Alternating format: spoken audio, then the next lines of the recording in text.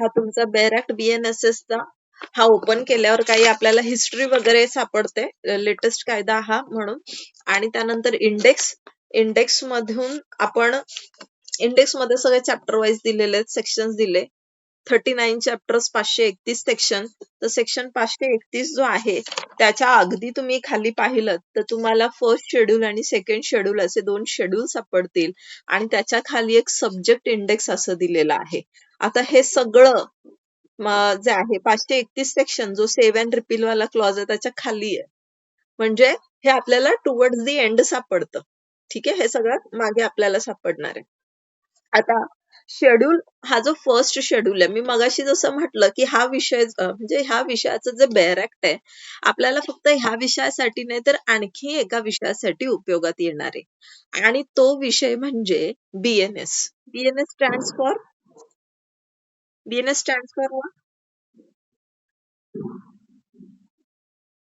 भारतीय न्याय संहिता. ठीक आहे, जे आयपीसीच्या जागी जो नवीन कायदा आलेला आहे. आता तुमचं शेड्यूलचं म्हणजे तुमचं पेज नंबर जे काय असेल फर्स्ट शेड्यूलचं, तर तो ओपन करा.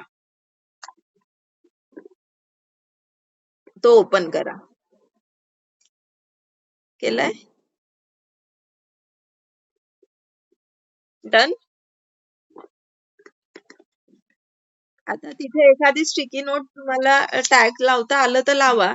आणि जर तुमच्या सेंटरला नसतंच अलाउड तर एक काम करा, तिथलं पान जरा मुडपून ठेवायचं असं, म्हणजे आपल्याला शोधायला सोपं जातं. ठीक आहे. आता पहिला शेड्यूल जो आहे असं हॉरिझॉन्टल टेबल दिसतोय तुम्हाला? हा, काय त्याची हेडिंग काय?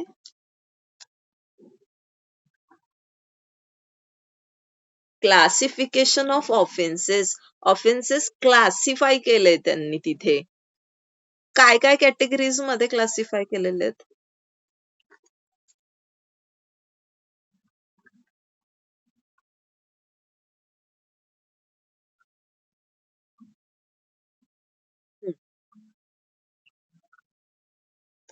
येस.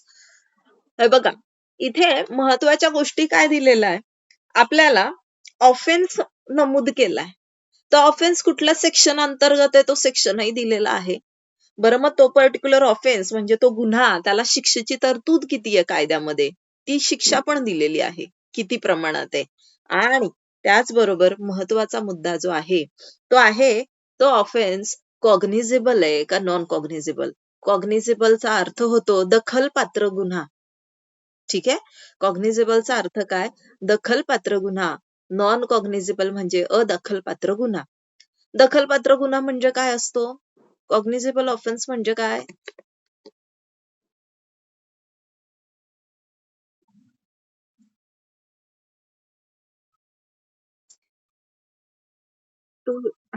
ओके, बेसिकली कॉग्निझेबल, या समवेअर दर, बट कॉग्निझेबल ऑफेन्स म्हणजे आपण जेव्हा म्हणतो ना दखलपात्र गुन्हा, म्हणजे पोलिसांना त्याची दखल घेता येते त्या गुन्ह्याची मॅजिस्ट्रेटच्या परवानगीशिवाय पोलीस काय करू शकतात त्या मॅटर मध्ये? इन्व्हेस्टिगेट करू शकता, समोरच्या व्यक्तीला अरेस्ट करू शकता. वॉरंटची गरज लागेल का? वॉरंट काय? वॉरंट कोर्टाची म्हणजे अथॉरिटी आहे ती. ठीक आहे, कोर्टाकडनं परमिशन असते एक प्रकारची ती. मग विदाऊट वॉरंट अरेस्ट कुठं करता येते, कोणत्या गुन्ह्यांमध्ये? कॉग्निझेबल ऑफ. आणि जो नॉन कॉग्निझेबल ऑफेन्स असतो तिथे पोलिसांना मॅजिस्ट्रेटच्या परवानगीशिवाय अटक करण्याची पॉवर आहे का? नाहीये. ठीक आहे, हा त्यातला महत्वाचा असा फरक आहे. आता का बरं हे माहित असलं पाहिजे आपल्याला, ह्याच्यावर प्रश्न येतात. ठीक आहे, सो कुठला गुन्हा कॉग्निझेबल आहे कुठला नाहीये, तर इथे डिरेक्टली आपल्याला लिस्ट सापडते. म्हणजे फक्त आपण गुन्हा पाहायचा. इथं बघा अल्फाबेटिकली. आता हे शोधायचं पण कसं? तर जसं तुम्ही डिक्शनरी वाचलेली असेल लहानपणापासून, डिक्शनरीमध्ये कसं अल्फाबेटिकल ऑर्डरमध्ये असतं, तसंच अल्फाबेटिकल ऑर्डर म्हणजे आता पहिला गुन्हा जो येतो ए पासून अबेटमेंट सुरू होतं. तर अबेटमेंट पासून सुरुवात होते आणि मग सो ऑन ते अल्फाबेटिकली जे आहे ते पुढे जात राहतं. तर मग तुम्हाला परीक्षेत कुठला प्रश्न आलाय त्यानुसार अल्फाबेटिकल अरेंजमेंट बघायची आणि त्याला किती शिक्षा काय किंवा तो कॉग्निझेबल आहे, नॉन कॉग्निझेबल आहे आणि तो जामीन पात्र आहे का अजामीन पात्र म्हणजे बेलेबल की नॉन बेलेबल ते सुद्धा अगदी समोरच इथे दिलेलं आहे बघा. है ना? दिसतंय ना तुम्हाला समोर इथे बेलेबल नॉन बेलेबल? म्हणजे सगळ्याच गोष्टी आपल्याला पाठ करायची गरज आहे का? नाही. खूप अगदी रेडीमेड आपल्याला सगळं मटेरियल इथल्या इथे प्रोव्हाईड केलेलं आहे. आपल्याला प्रत्येक वेळेला म्हणजे ते बैरॅक्ट पण चाळायची गरज नाहीये, की यार ये किसमें है पता नहीं, चॅप्टर तो चलो मिल गया बट उसके अंदर कौन सा सेक्शन ढूंढू, एवढं पण करण्याची गरज नाही. इथल्या इथे आपल्याला एकाच कॉलम मध्ये तुम्हाला म्हणजे एकाच लाईन मध्ये तुम्हाला हे सगळी माहिती मिळणार. आता त्यानंतर असाही प्रश्न येतो की अमुक अमुक ऑफेन्स जो आहे तर it is triable by whom. मग तो magistrate first class, yes magistrate first class आहे, ऍडिशनल सेशन जज आहे, सेशन जज आहे, हायकोर्ट आहे. तर इथे त्या संदर्भात पण आपल्याला तरतूद दिली आहे की कुठलं कोर्ट आहे ज्याला फर्स्ट इन्स्टन्स मध्ये अधिकार असतात. मी फर्स्ट इन्स्टन्स म्हणते, ठीक आहे, कारण बघा मी फर्स्ट इन्स्टन्स म्हणतेय. फर्स्ट इन्स्टन्स म्हणजे गुन्हा झाल्या झाल्या ज्या कोर्टाकडे तो ट्राय करण्याचे अधिकार असतात. ठीक आहे. अपील मध्ये नाही. अपील तर मग असं तर सुप्रीम कोर्टापर्यंत अपील जाता. आपण अपेलेट ज्युरिस्डिक्शन बघत नाही आहोत. आपण फर्स्ट इन्स्टन्स शिकतो. तर तो गुन्हा कुठल्या कोर्टाद्वारे ट्रायबल असतो तर इथे दिलेलं आहे बघा. मग ते सेशन कोर्ट आहे किंवा एनी मॅजिस्ट्रेट आहे आणि तुम्हाला असे ऑप्शन्स येतात बरं. ठीक आहे. ऑप्शन्स दिलेले असतात. तर त्यापैकी योग्य तो ऑप्शन इथे ऑलरेडी दिलेला आहे. इथं तुम्ही टेबल बघायचा व्यवस्थितरित्या. आता मी जस्ट एक तुम्हाला टेस्ट करते. तुम्हाला कळतंय की नाही कळतंय. Okay. So tell me murder by life convict. Murder by life convict जो आहे तर त्याच्याकरता शिक्षा किती आहे? मर्डर बाय लाईफ कन्व्हिक्ट याच्यासाठी पनिशमेंट किती आहे? आता कसं शोधणार ह्या टेबलनुसार?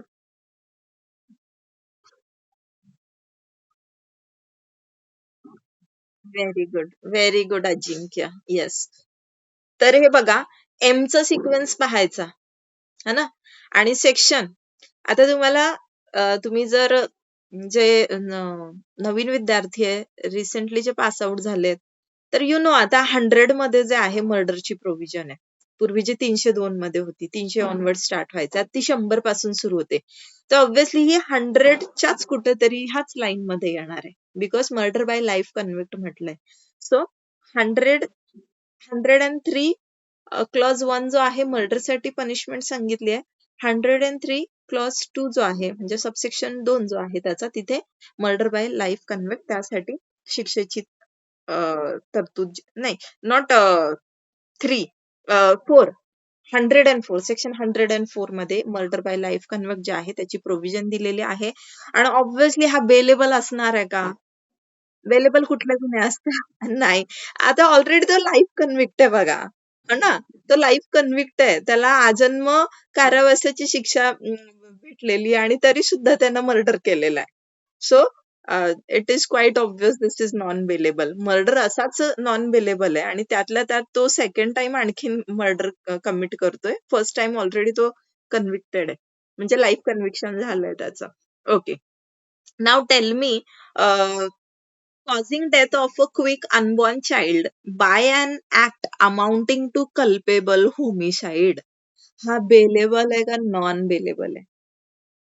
causing death of a quick unborn child by an act amounting to culpable homicide.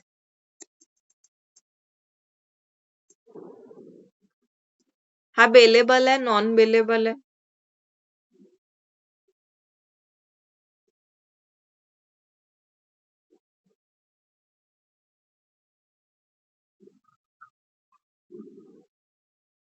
causing death of a quick unborn child by an act amounting to culpable homicide. C चं line बघा, alphabetically C बघा.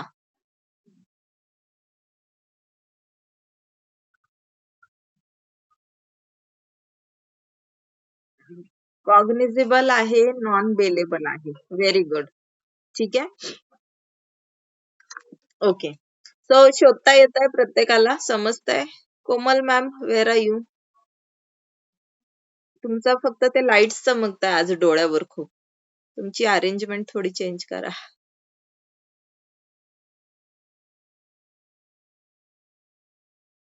Yes, much better. आता तुमचे साई बाबा दिसत आहेत आम्हाला आशीर्वाद देताना. ओके, चला समजताय. बरं, स्टॉकिंग. स्टॉकिंग जो आहे it is triable by whom. एक लास्ट फक्त देते शोधायला. Stalking is triable by whom. तुमचे कॅमेरे ऑन करा, मला दिसत नाही बाकीचे लोक काय शोधताय काय नाही. I can't see other people.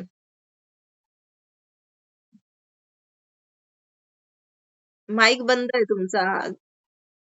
त्यांना माईक ऑन कर, व्हिडिओ ऑन करायला म्हटलं, ह्या लिव्ह का करून जातात ह्या देवी?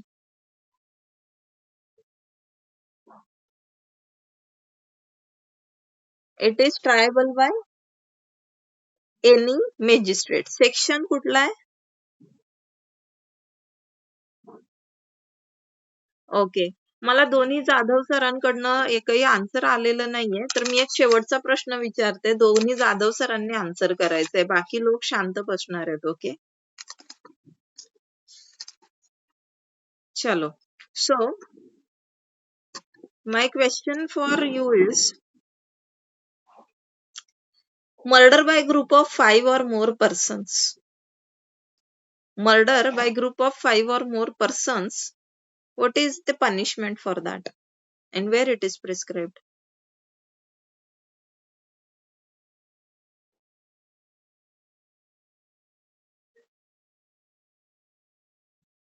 Hmm.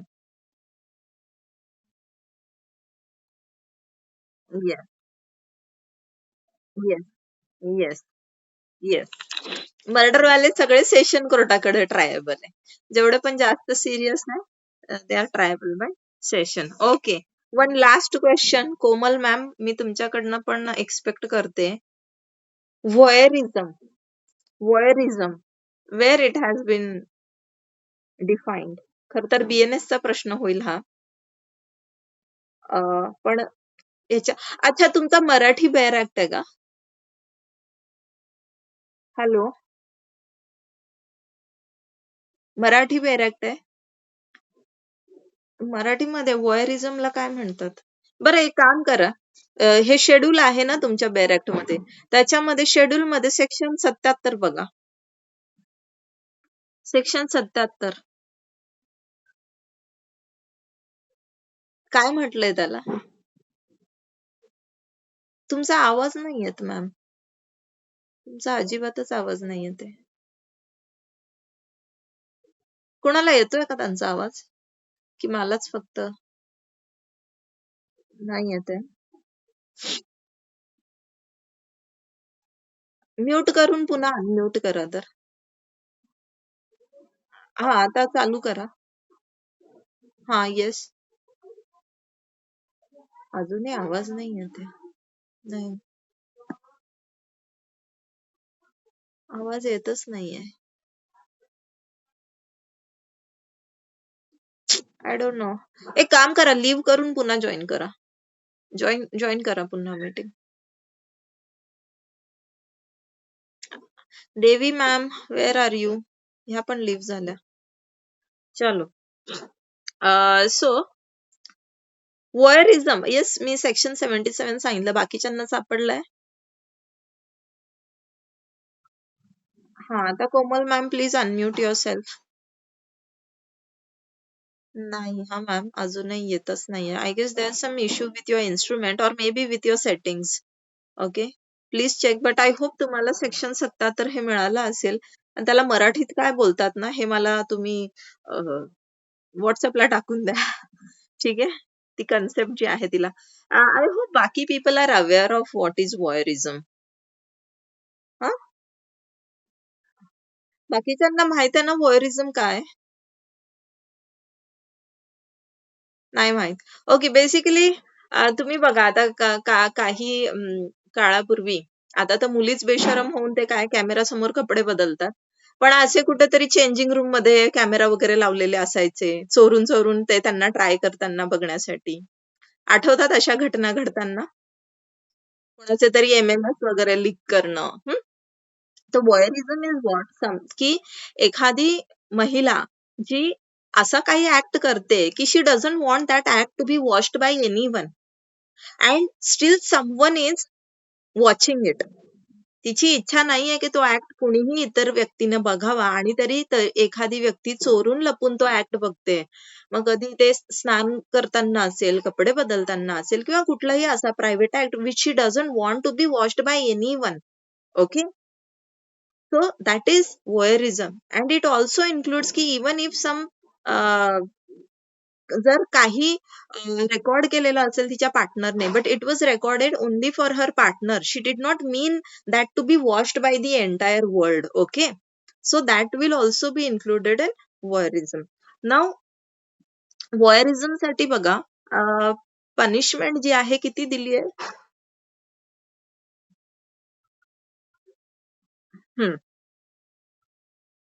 अप टू, हा, अँड कॉग्निझेबल आहे, दखलपात्र आहे, म्हणजे याची एफ-आय-आर लगेच घेणार, इन्व्हेस्टिगेशन होणार, अटक वगैरे पोलीस करणार. आता याला बेलेबल केलेलं आहे. म्हणजे किती गंभीर स्वरूपाचा गुन्हा आहे बघा. हे रेप वगैरे सारख्या गोष्टी, ऍसिड अटॅक सारख्या गोष्टी यांना सुरुवात मुळात इथूनच होते. पण याला शिक्षा किती? वर्षभराचा तुरुंगवास, बेलेबल आहे वगैरे वगैरे. तो यही है. आपण छोट्याचा ऍक्टला, म्हणजे छोटा नाहीये तो, आपण जे इनिशियल ऍक्ट्स आहे याला जास्त स्ट्रिक्टली पेनलाइज नाही करत आणि म्हणून मग ते मोठे मोठे ऍक्ट्स होत असतात पुढे अजून. असोत. तर याचं सबसिक्वेंट कन्व्हिक्शन त्याच्या खालीच दिलंय. आता सबसिक्वेंटचा अर्थ होतो की एकदा त्यानं केलंय, एकदा ती गोष्ट त्याने केली आहे आणि पुन्हा एकदा तो रिपीट करतो ती गोष्ट. सो सबसिक्वेंट सेकंड किंवा सबसिक्वेंट कन्व्हिक्शन किती आहे बघा.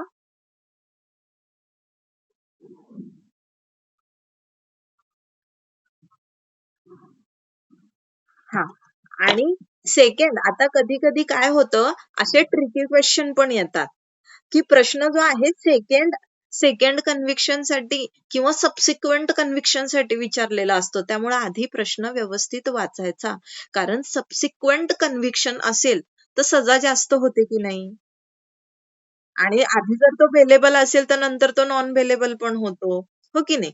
तर प्रश्न वाचताना सबसिक्वेंट कन्व्हिक्शन असं जर कुठे आलं किंवा सबसिक्वेंट आणखीन तो ऑफेन्स कमिट केला असा कुठं उल्लेख असेल तर तो बेअर ऍक्ट पुन्हा एकदा व्यवस्थित वाचा, बघा तिथे सबसिक्वेंट कन्व्हिक्शन साठी काय तरतूद देण्यात आलेली आहे.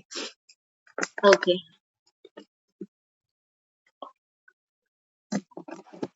बरं. तर जसं मी तुम्हाला सांगत होती की हा जो बेअर ऍक्ट आहे हा फक्त आपल्याला एका विषयासाठी नाही, 2 विषयांसाठी उपयोगी पडणार. तो कसा पडणार तुम्हाला लक्षात आला असेल, कारण इथे BNS चे काही, म्हणजे हे जे ऑफेन्सेस दिले त्याची शिक्षा, त्याचं नेचर, जामीनपात्र, अजामीनपात्र, दखलपात्र, अदखलपात्र, मॅजिस्ट्रेट ट्राय करणार की सेशन कोर्ट ट्राय करणार, असं सगळं सुटसुटीत इथे एका टेबलच्या फॉर्मॅटमध्ये दिलेलं आहे. आलंय लक्षात तुम्हाला सर्वांना? अजिंक्य कुठे गेला? हा, आहे. येस. ओके, वाचायचंय हा सगळ्यांनी हे. लेक्चर मध्ये शक्य नाही एक एक आपण ते हे करणं, but you have to read that. एक नजर फिरवायची होती. येस. बरं, आता हा झाला आपला शेड्यूल. कोणता शेड्यूल होता हा? First schedule. ठीक आहे. मग पुढचा जो शेड्यूल आहे तिथं काही फॉर्म्स आहेत, काही फॉर्मॅट्स आहेत बेसिकली. ते आपल्याला AIBच्या दृष्टीनं कुठल्याही कामाचे नाहीयेत. कारण तिथं काय ड्राफ्ट दिलेले की समन जो आहे, समनचा फॉर्मॅट कसा असतो, हा ना, वॉरंटचा फॉर्मॅट कसा असतो, तर ते सगळं तिथं दिलेलं आहे. तर AIBच्या दृष्टीनं ते आपल्या कामाचं नाही. हा, डिस्क्रिप्टिव्ह एक्झाम जी असते ना त्या दृष्टीनं उपयोगाचं आहे. कोर्टात प्रॅक्टिस करत असाल तरी उपयोगाचं आहे, AIB साठी उपयोगाचं नाही. आणि त्यानंतर येतं शेवटी subject index. Okay, subject index दिसतंय असं तुम्हाला? सब्जेक्ट इंडेक्स, अशी सब्जेक्ट इंडेक्स दिसते? नाहीये का? विजय जाधव सर तुमच्या बुक मध्ये आहे ना सब्जेक्ट इंडेक्स? आता ह्याच्यात दाखवण्यासारखं असं काही नाहीये. म्हणजे कारण ते असं काय कळणार पण काय ना, शेवटी आहे. आणि जर ती असेल, हे बघा, जर ती तुमच्या बेरेक्ट मध्ये असेल तर ती लगेच इंडेक्स मध्ये. म्हणून कधी पण बेरेक्ट घेत असताना किंवा कुठलं पण पुस्तक घेत असताना आधी इंडेक्स पाहायचा की याच्यामध्ये काय काय इन्क्लुडेड आहे. ठीक आहे, जेव्हा हे पुस्तक घ्यायला जाताना, म्हणजे लेडीज असाल तर साडी घ्यायला जितका टाइम लावता त्याच्यापेक्षा जास्त टाइम पुस्तक घ्यायला लावायचा. Yes, I always do the same.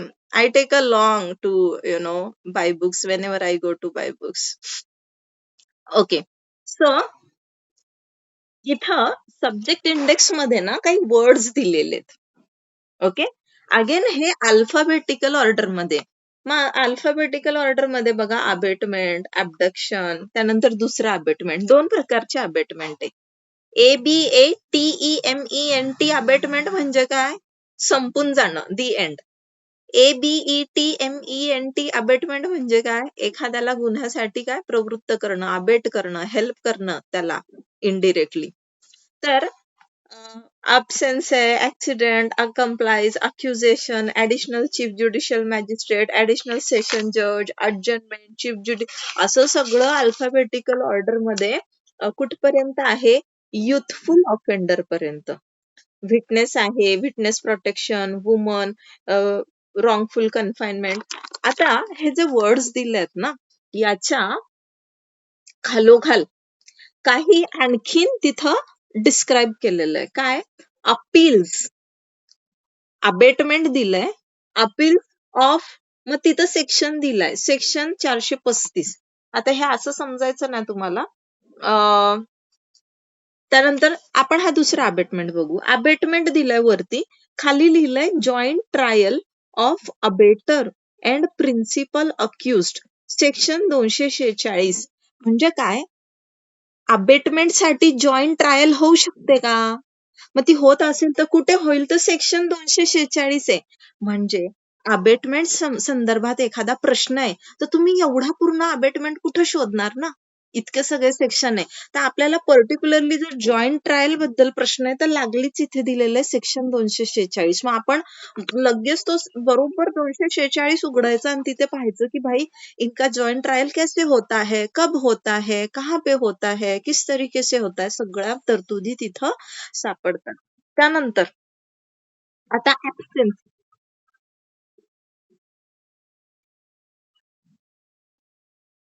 हा ठीक आहे, जे काही असेल नाहीये तो ना सही, but at least subject index is given ना.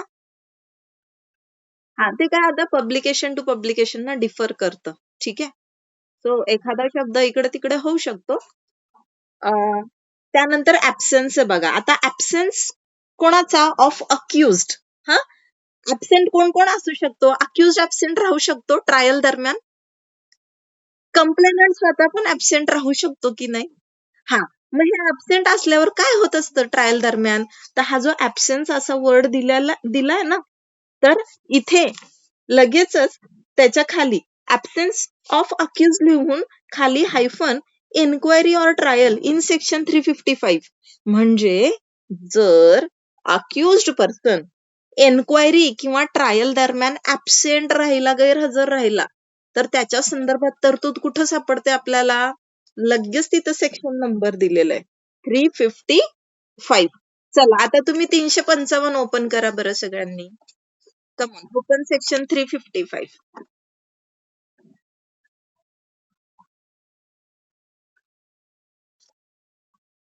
येस.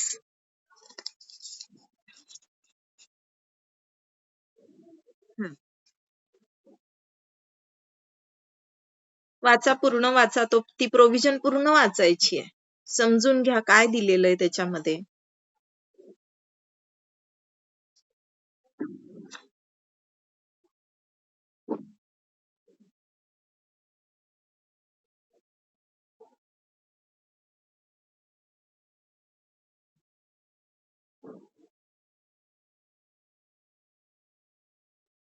काय होऊ शकतं? प्रश्न असा येऊ शकतो, की जर अक्युज्ड ऍबसेंट आहे, तर what may happen, what the court may do. मग अशा खाली काही ऑप्शन्स दिलेले असतील, त्यापैकी एक बरोबर तुम्हाला निवडायचं असेल, किंवा कधी कधी काय असतं, आता जशी ही प्रोव्हिजन आहे, ठीक आहे. आता इथे काय आहे, की जर अशी केस असेल, की ज्याच्यामध्ये अक्यूज प्रेझेंट नसला तरी सुद्धा पुढे चालवता येणार आहे मॅटर, तर मॅजिस्ट्रेट चालवेल त्याच्या ऍडव्होकेटच्या प्रेझेन्स मध्ये, किंवा मग ते तसं नसेल तर मग काय पुढे करणार. मग आता कंडिशन्स आहे. मग कदाचित इथे दिलेले जे दोन्ही तिन्ही ऑप्शन्स आहेत ते सगळे तुम्हाला ऑप्शन मध्ये येतील, त्यासोबत आणखीन कुठलं टाकतील, आणि मग विचारलं जाईल तुम्हाला की ओनली ए अँड बी, किंवा only A and C is right, none of them is right, किंवा ऑल आर राईट, असाही प्रश्न येऊ शकतो. त्यामुळं लगेच घाई करायची नाही. सगळे आता इथं काय आहे, ह्या सेक्शनचे 2 सबसेक्शन आहेत. पहिलं काय, की जर ट्रायल त्याच्या विना चालवता येऊ शकत असेल, तर कोर्ट काय करणार आहे, ती चालवणार आहे. बरोबर आहे ना? हा. आणि दुसरं काय आहे, की जर तो त्याच्या ऍडव्होकेटद्वारे रिप्रेझेंट केलेला नसेल आणि कोर्टाला असं वाटतं की त्याचं पर्सनल अटेंडन्स गरजेचं आहे, तर काय होणार, कारण जे आहे रेकॉर्ड करणार, आणि ती हिअरिंग जी आहे म्हणजे एकतर ऍडजर्न केली जाणार ती इन्क्वायरी किंवा ट्रायल, किंवा सेपरेटली म्हणजे accused to be taken up or tried separately. येत्या लक्षात 2 गोष्टी दिलेल्या आहेत तिथे. तर ऑप्शन मध्ये दोन्ही ऑप्शन्स असू शकतात, किंवा कुठला तरी एक पण असू शकतो, त्यापैकी बरोबर निवडायचा. नाव नेक्स्ट इज बघा, अँटिसिपेटरी बेल असं दिलंय, अँटिसिपेटरी बेल, आणि ब्रॅकेट मध्ये सेक्शन 438. आता आणि हे खूप महत्वाचं आहे, याच्यावर प्रश्न येणार तुम्हाला. सेक्शन 438. तर व्हॉट इज, काय काय,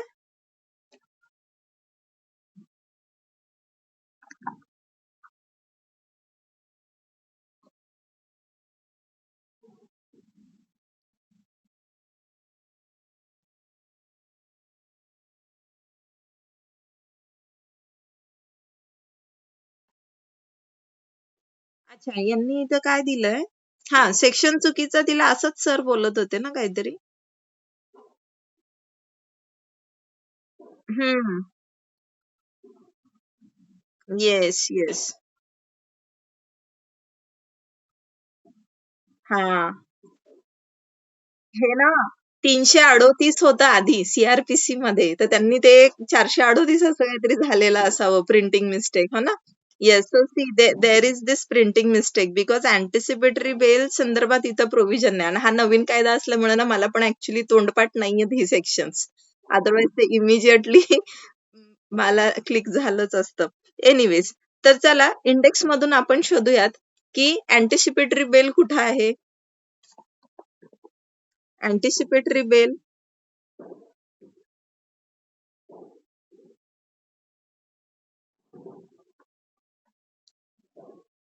अँटिसिपेटरी बेल,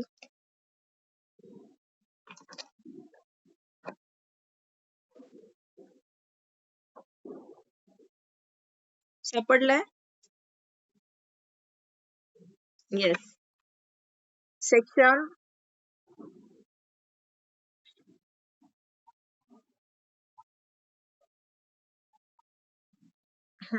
आता अँटिसिपेटरी बेल असा डिरेक्ट वर्ड येतो का आपल्या कायद्यामध्ये, असं आहे का, डिरेक्टली असा संदर्भ, असा उल्लेख येतो का. काय लिहिलेलं असतं हे बघा, सेक्शन 482 बघा, सेक्शन 482 हे मार्क करून घ्या, आणि तिथं वाटलं समोर अँटिसिपेटरी बेल असं लिहून ठेवा पेन्सिलने. पेन्सिलने समोर तिथे अँटिसिपेटरी बेल लिहा. कारण अँटिसिपेटरी असा म्हणजे अँटिसिपेटरी बेल अशी टर्म नाही यूज केलेली आहे. काय म्हटलेलं आहे? Direction for grant of bail to person apprehending arrest. है ना? त्याला त्याचं अप्रिहेन्शन आहे. त्याला अशी भीती आहे की भाई त्याला अरेस्ट होऊ शकते. कशा गुन्ह्यामध्ये? एखाद्या सॉरी एखाद्या नॉन बेलेबल ऑफेन्ससाठी त्याला अटक होऊ शकते. आणि नॉन बेलेबल ऑफेन्स आहे. त्यामुळे त्याच्यात जर त्याला अटक झाली तर त्याला बेल मिळणार आहे का? नाही मिळणार आहे. आणि म्हणून आधीच बचावाखातीर तो ती बेलची ऍप्लिकेशन लावत असतो. ती कुठं लावतो? कोणाला अधिकार आहे? कुठलं कोर्टाला आहे? आणि येस. ओके. म्हणजे इथं काय आहे की कुठल्या तरी नॉन बेलेबल अजामीनपात्र गुन्ह्यामध्ये एखाद्या व्यक्तीला अटक होऊ शकते. त्याचं नाव त्या गुन्ह्यामध्ये रोवलं जाऊ शकते. कोणीतरी त्याच्या विरुद्ध कट कारस्थान करून त्याचं नाव मलिन करण्यासाठी, प्रतिमा मलिन करण्यासाठी किंवा कुठला तरी असा गूढ हेतू आहे. जसं इलेक्शन आहे बघा आता. मग इलेक्शन आहे तर आपल्याला माहिती आहे अमुक अमुक कॅन्डिडेटचे जिंकण्याचे चान्सेस जास्त आहे. तर मग काय करूयात? त्याचं कुठल्या तरी अजामीनपात्र गुन्ह्यामध्ये नाव रोवूयात. कारण तो इलेक्शन दरम्यान जर जेलमध्ये असला तर मग दुसरा जो त्याचा प्रतिस्पर्धी असतो त्याच्यासाठी मार्ग मोकळा होतो आणि असं केलं जातं. त्याकरता ही अँटिसिपेटरी बेल म्हणजेच इथे जे आपला बेरॅक्ट प्रमाणे आपण जर वाचलं की bail to a person apprehending arrest की ज्याला असं वाटतंय की त्याला अरेस्ट केली जाऊ शकते. ओके. त्या पर्सन साठी ही अँटिसिपेटरी बेल आहे. येतं लक्षात? ओके. ठीक. हा पूर्णच जो चॅप्टर आहे ना बेल अँड बॉन्डचा हा पूर्णच महत्वाचा आहे. Market IMP. Okay. It is important. याच्यातनं प्रश्न जे आहे तुम्हाला विचारले जाऊ शकतात. इवन त्याच्या आधीचा जो चॅप्टर आहे एक्झिक्युशन, रेमिशन आणि सस्पेन्शन आपला थोडासा याच्यावरती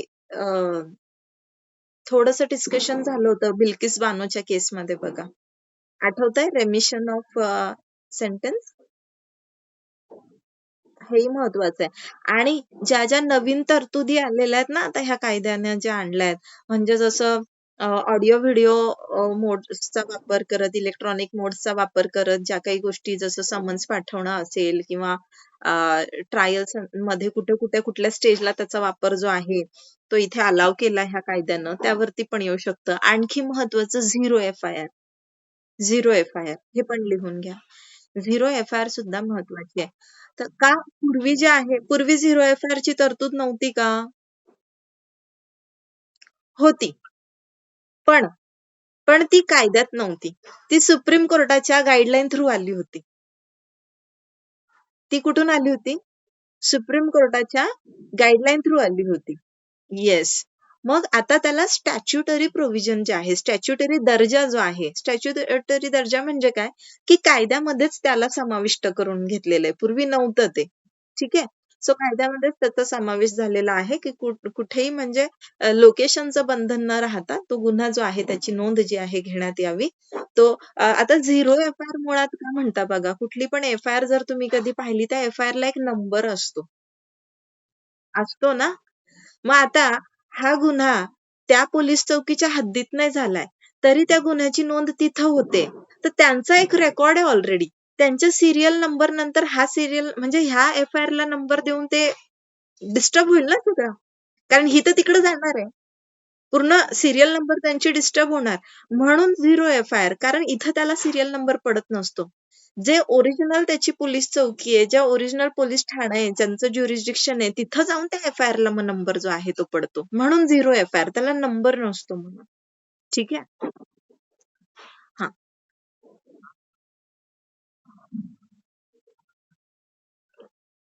yes sir?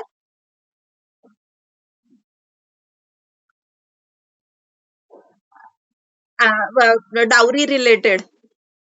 Yes.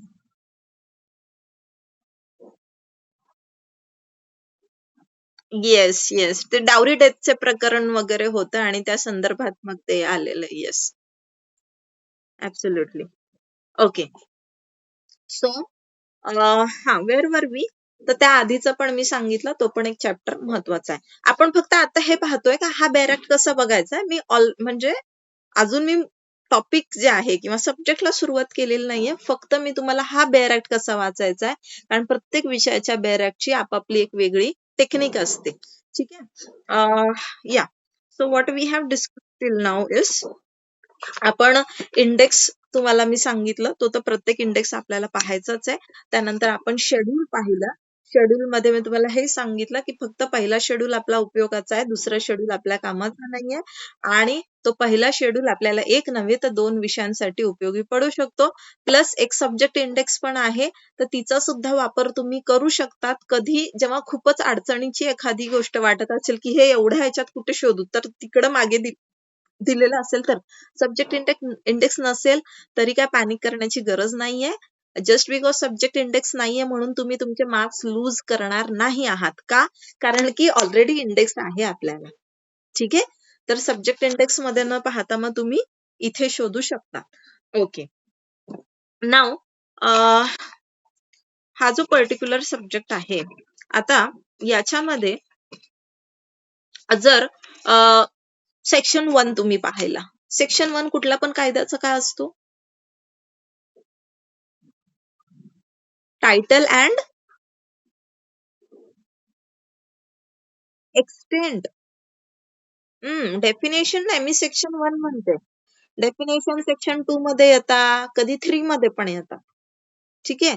I am asking only about 1. 1 मध्ये येत असतं टायटल आणि एक्सटेंट, कमेन्समेंट वगैरे ह्या गोष्टी ज्या आहेत ह्या दिलेल्या असतात. आता शॉर्ट टायटल जर तुम्ही ह्या कायद्याचं पाहिलं, ह्याच काय अगदी या आधीचा जो होता ना आपला CRPC, तो जरी पाहिला तर तुम्हाला एक वेगळी गोष्ट जी आहे इथं पाहायला भेटते. काय बरं ते? याचा टाइटल आणि एक्सटेंट पहा. टाइटल ठीक है, टाइटल तो हमने पढ़ लिया कि भाई ये इसका नाम रहेगा, शॉर्ट टाइटल इसका ये ऐसा ऐसा है. मग याचं बरं, हे शॉर्ट टाइटल आहे तर लॉंग टाइटल कोणतं आहे बरं? मग हा जर शॉर्ट टाइटल आहे तर लॉंग टाइटल कोणतं आहे?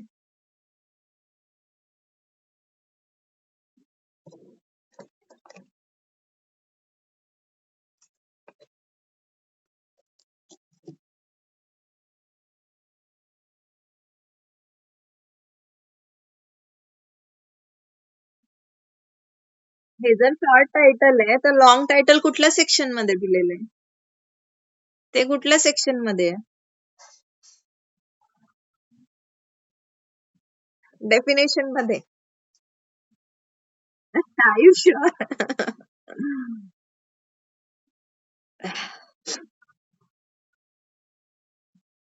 हा, व्हेरी गुड. Yes, very. चला, कोणाला तरी लक्षात आहे. Sonam, I am so proud of you. मी शिकवलेलं वाया नाही गेलं. इंटरप्रिटेशन ऑफ स्टॅट्यूटच्या वेळेस हे सांगितलं होतं. हा, येस, तिथेच. हे बघा, पहिलं पान उघडा तुमचं. पहिलं पान म्हणजे हा, बऱ्याचदा तिथेही असतं most of the time, but इथे आय डोंट थिंक सो, इकडे दिलेलं नाही. एनिवेज, जो तुमचं जिथून सेक्शन 1 सुरू होतं ना, त्याचा वरती बघा मथाळा, त्याचा हेडिंग पहा.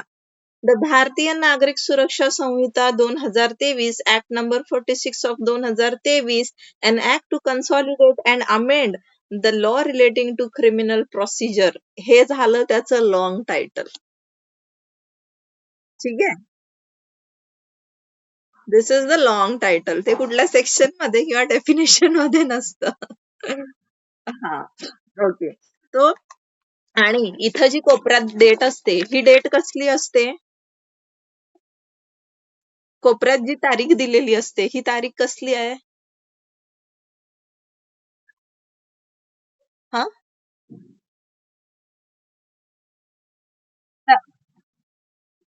राष्ट्रपतींची असेंट मिळाली. काय मिळाली? हा, यहाँ पे प्रेसिडेंट का असेंट मिला इस पर्टिक्युलर डे पे. कारण 23 डिसेंबरला ते पास झालेलं होतं दोन्ही हाऊसेस मध्ये. ठीक आहे. आणि 25ला राष्ट्रपतींची असेंट मिळाली तर बिलचं स्वरूप काय आहे, कायद्यामध्ये त्याचं रूपांतर झालं. ठीक आहे, आधी बिल होता, बिल कायदा कधी बनला, जेव्हा राष्ट्रपतींची असेंट मिळाली. तर ही 25 तारीख एन्फोर्समेंट डेट नाही, 25 डिसेंबर 2023 एन्फोर्समेंट डेट नाही.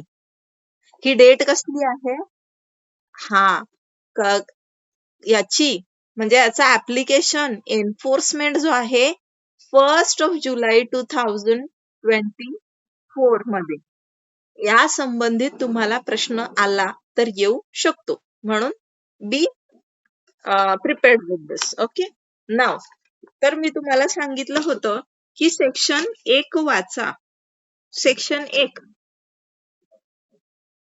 आणि मला सांगा की त्याच्यामध्ये काय असं वेगळं आहे की जे जनरली आपल्याला इतर कायद्यांमध्ये पाहायला मिळत नाही.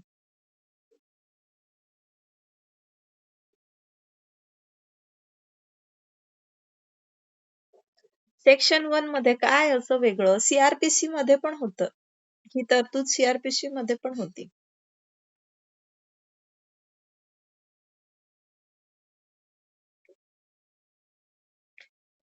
हे बघा, सेक्शन 1 मध्ये त्याचं शॉर्ट टायटल दिलं, ठीक आहे.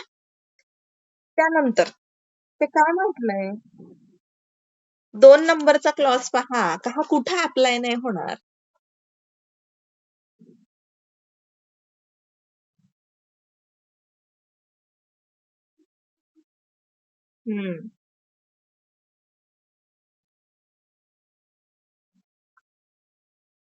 येस, याची ऍप्लिकेबिलिटी ऍप्लिकेशन हा कायदा कुठं लागू होणार, हा होल ऑफ इंडिया ऍप्लिकेबल आहे, बट एक्सक्लुडिंग, इथे एक्सक्लुजन आहे. कोणाला वगळण्यात आलंय, कुठल्या एरियाज आहेत.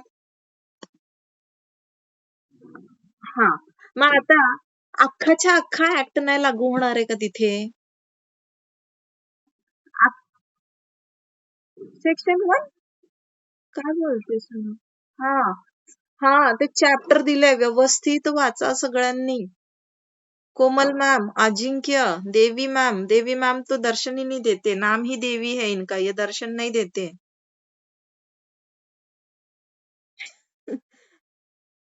ठीक आहे, तर कुठला चॅप्टर अप्लिकेबल नाही होणार.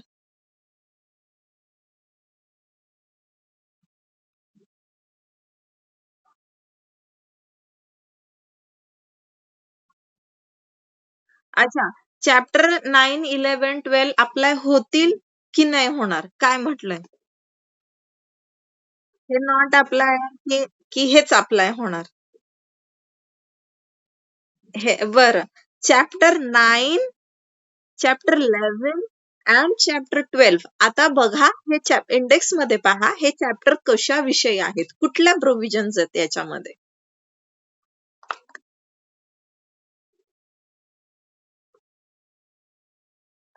चॅप्टर 9,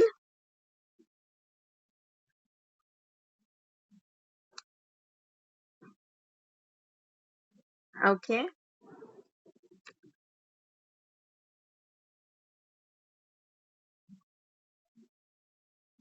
हम्म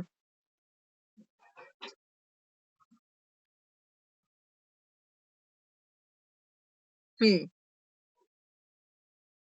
ओके, सो हे चॅप्टर कुठे ऍप्लिकेबल नाही होणार आहे.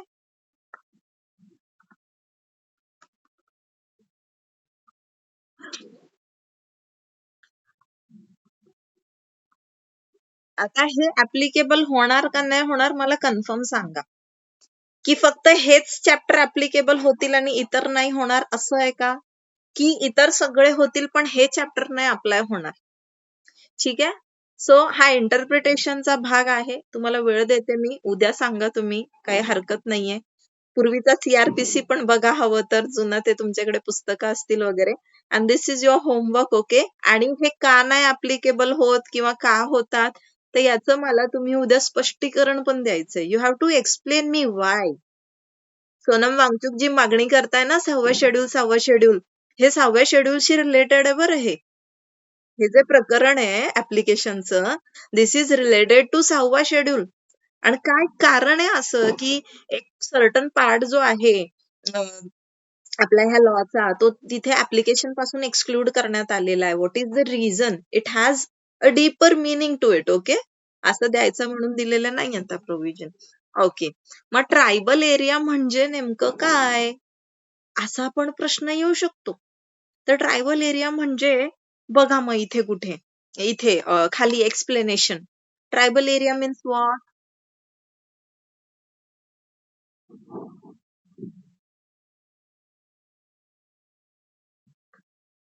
Areas of Assam of the sixth schedule to the constitution. Other than those, other than those, कुठले? Within the limit of मुन्सिप, म्हणजे जे एरियाज शिलाँगच्या म्युन्सिपॅलिटी मध्ये येतात ते ट्रायबल एरिया मध्ये येणार आहे का? नाही. अदर दॅन दोज म्हटलंय. इंटरप्रिटेशन एक एक शब्द महत्वाचा आहे. अदर दॅन दोज, है ना? सो शिलाँगच्या म्युन्सिपॅलिटी मध्ये जो एरिया येतो तो ट्रायबल एरिया म्हणून कन्सिडर होईल का? नाही होणार. ओके, यावर प्रश्न जो आहे येऊ शकतो, म्हणून वी हॅड टू डिस्कस दिस. आता त्यापुढे जे आहे सगळ्या डेफिनेशन्स आहेत. ओके, सगळ्या डेफिनेशन्स आहे. मग ऑडिओ व्हिडिओ मीन्स काय आहेत, बेल म्हणजे काय, बेल बॉन्ड म्हणजे काय, तर तुम्हाला इथे जे आहे बेल आणि बेल बॉन्ड यात फरक आहे. बेल आणि बेल बॉन्ड ह्याच्यात फरक आहे. बेलची डेफिनेशन विचारली असता बेल बॉन्डचं तिथं हे क्लिक करून येऊ नका, तिथे टिक करून येऊ नका. बेल बॉन्डचं explanation. Okay, both are different concept. Bail म्हणजे काय वाचा, सेक्शन 2 सबसेक्शन बी.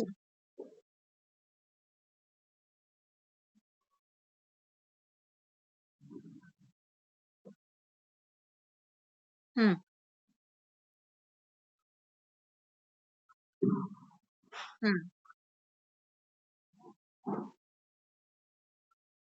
येस.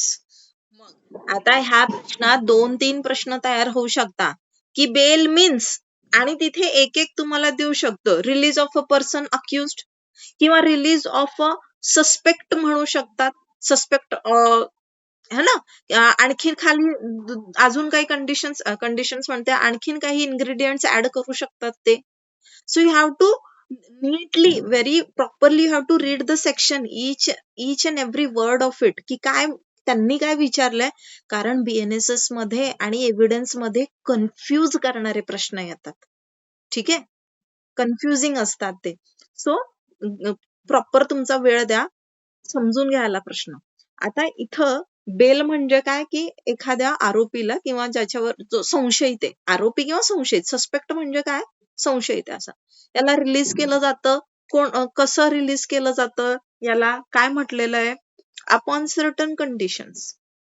कोण इम्पोज करतं, कोर्ट किंवा ऑफिसर. आता याचाच अर्थ बेल कोण देऊ शकतं, कोर्ट पण देऊ शकतं आणि ऑफिसर पण देऊ शकतं. तर हा ऑफिसर म्हणजे कोण ऑफिसर आहे हा? येस. तर बेल देण्याचा अधिकार कोणाकडे, असा जर प्रश्न आला, तुम्हाला माहित असायला हवं बेल देण्याचे अधिकार कोणाकोणाला आहेत. पोलिसांना पण आहेत आणि कोर्टाला पण आहेत. पण पोलिसांकडे मर्यादित अधिकार आहेत. पोलिसांकडे मर्यादित अधिकार आहेत. कोर्टाकडे तसा म्हणजे जेवढं काय जिथे जिथे लॉने बेलेबल वगैरे, नॉन बेलेबल पण म्हटलेलं आहे, तिथे सुद्धा कोर्ट बेल देऊ शकतो. जे गुन्हे नॉन बेलेबल म्हणून ह्या कॅटेगरीत टाकले, ते नॉन बेलेबल आहे म्हणजे त्याला जामीन मिळतच नाही का? मर्डरचा आरोपी कधी बाहेर येतच नाही का जामिनावर? येतो की. पाहतो ना आपण. निवडणुका पण लढतात, जिंकून पण येतात, मंत्री पण होतात हे. ठीक आहे.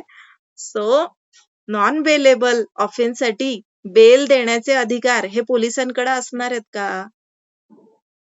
ते कोणाकडे असणार आहे? ते फक्त कोर्टाकडे असतात. ठीक आहे. आता बेल, बेल हा अधिकार आहे का बेल हे डिस्क्रिशन आहे? बेल हा आपला राईट आहे. आपला म्हणजे एखाद्या अक्युज्ड पर्सनचा हा राईट आहे, की ते कोर्टाचं डिस्क्रिशन आहे, म्हणजे कोर्टाचा विवेक अधिकार आहे. कोर्टाला द्यायची तर देणार. काय आहे?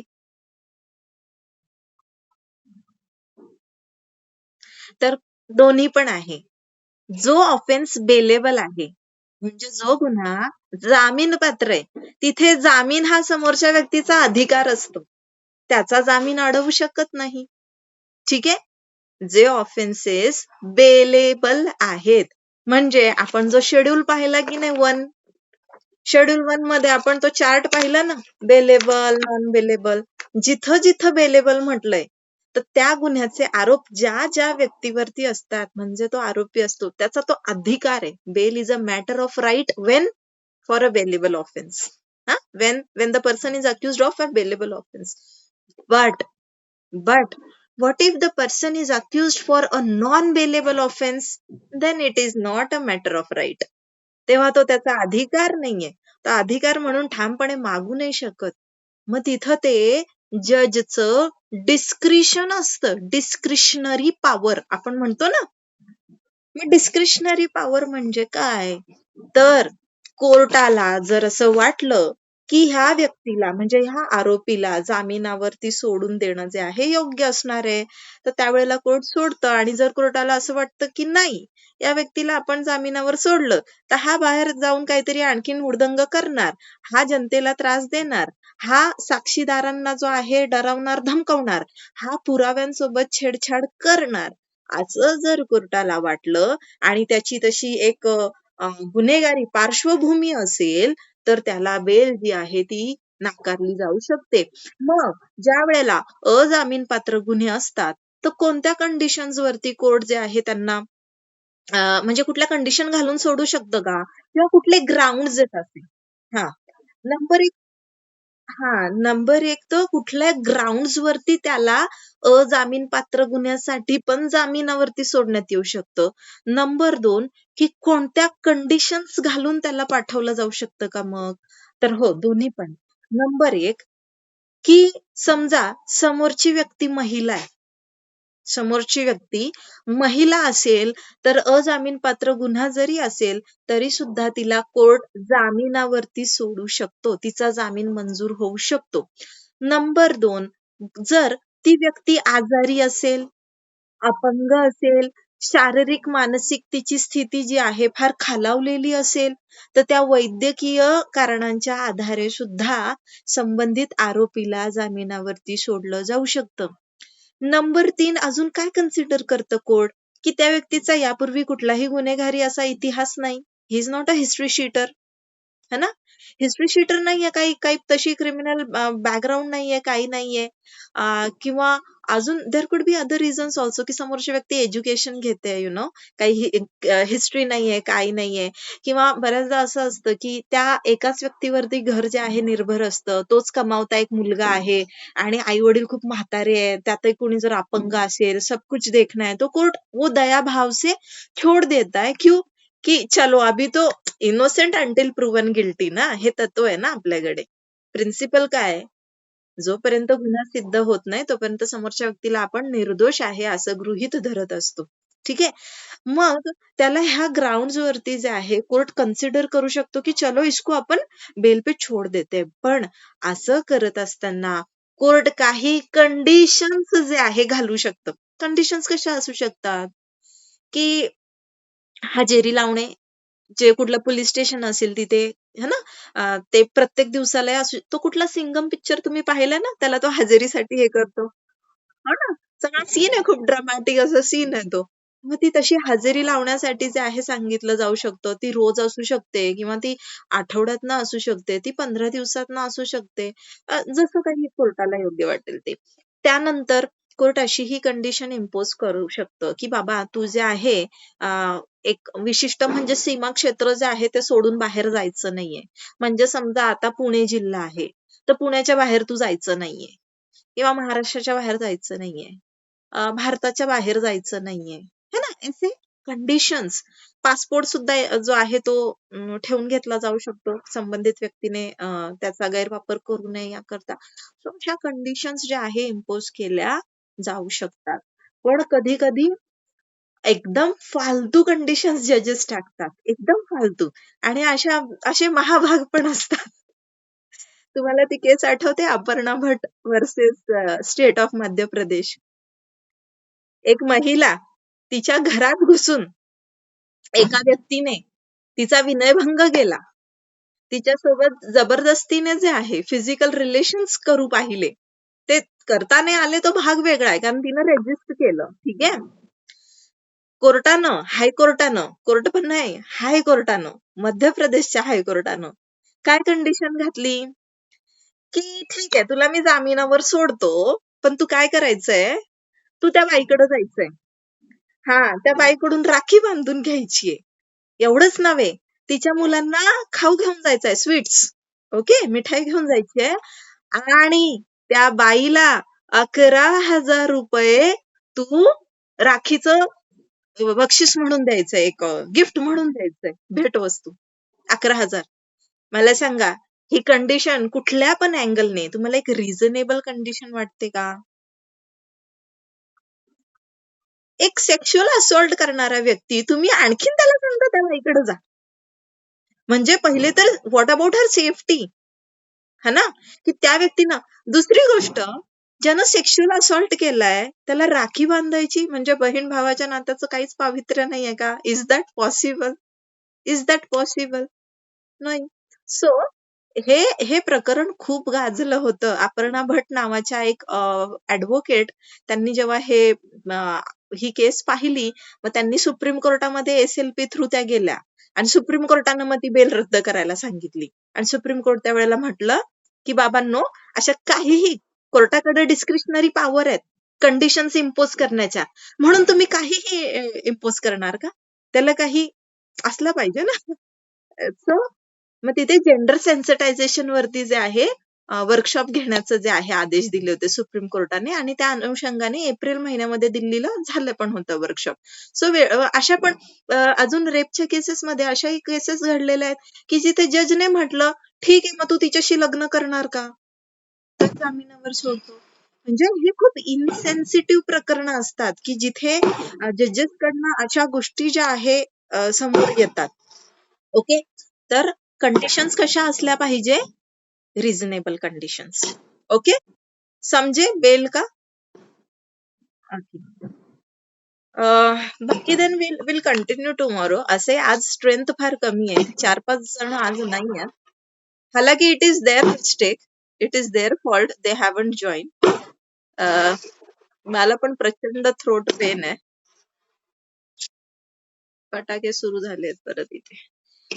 आणि खूप ज्या काही गोष्टी आज सांगितल्या, ज्या काही ट्रिक्स तुम्हाला दिलेल्या आहेत, you are going to follow them, and not just follow but you will use them, utilize them during your exams. Okay, so what you have to do is now, तुम्हाला होमवर्क मी already सांगितलाय की त्याचे extent आहे, हा, की ह्या कायद्याचा extent कुठं लागू होणार आहे, त्याचे मी ट्रायबल एरियाचं तुम्हाला दिलाय, ते चॅप्टर जे 3 चॅप्टर आहे, 9, 11 आणि 12, की तेवढेच लागू होणार की ते नाही लागू होणार, हे तुम्ही क्लॅरिफाय करायचंय. काय त्याच्या मागचं रिझन काय ते मला सांगायचं आहे.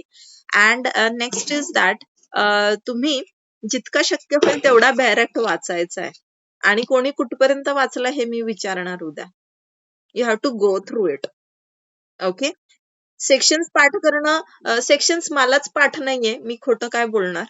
ह्या नवीन कायद्याचे सेक्शन, कायदा नवीन असल्यामुळे मलाही पाठ नाहीयेत, पण काही महत्वाचे आहेत तर ते तुम्ही पाठ करून ठेवा.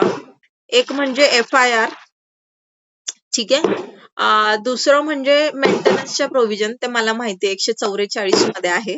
पूर्वी 125 होतं ना CRPCचं, हा, तो 144 ते 148 मध्ये आहे ते. ठीक आहे.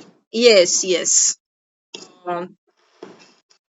देन इम्पॉर्टंट अजून काय आहे, तर हा, अरेस्ट इम्पॉर्टंट आहे, बेल बॉन्ड इम्पॉर्टंट आहे. तर याचे सुरुवातीचे प्रोव्हिजन, सुरुवातीचे सेक्शन जरी तुम्हाला पाठ करता आले ना, की अरेस्टचं मला वाटतं काहीतरी 41 ऑनवर्ड्स काहीतरी आहे, 41 आहे का 44 आहे, ठीक से याद नहीं आ रहा है मुझे, बट समवेयर देयर ओनली. ठीक है, का 35 है, देखना पडेगा, बघा तर एकदा बॅरेक्ट. हा, 35 आहे, 35. ओके, 35 ऑनवर्ड्स आहे अरेस्टच्या प्रोव्हिजन्स. आणि याच्यामध्ये अगेन आय टोल्ड यू, की हे खूप प्रोव्हिजन बेस्ड आहे. याच्यामध्ये जनरली केस लॉ बेस्ड प्रश्न येत नाही सीआरपीसी मध्ये. जनरली मी सांगते हा. फारच अपवादात्मक परिस्थितीमध्ये आला एखादा तर येऊ शकतो, कारण प्रश्नपत्रिका सेट करणारा कोण आहे आपल्याला माहित नसतं. पण केस लॉ जे आहे ह्या मोस्टली कुठून येतात? कॉन्स्टिट्यूशन मधून येतात, PIL संदर्भात येतात, टॉर्ट मधून येतात. ठीक आहे. आणि आली एखादी तर एव्हिडन्स मधून येते. हे 4 विषय सोडून इतर कुठून केस लॉज विचारला जात नाही. So this is all section based असणार आहे. याच्यामध्ये केस लॉ वगैरे का कोई टेंशन लेने का कोई जरूरत है नहीं. Just you have to read the section properly.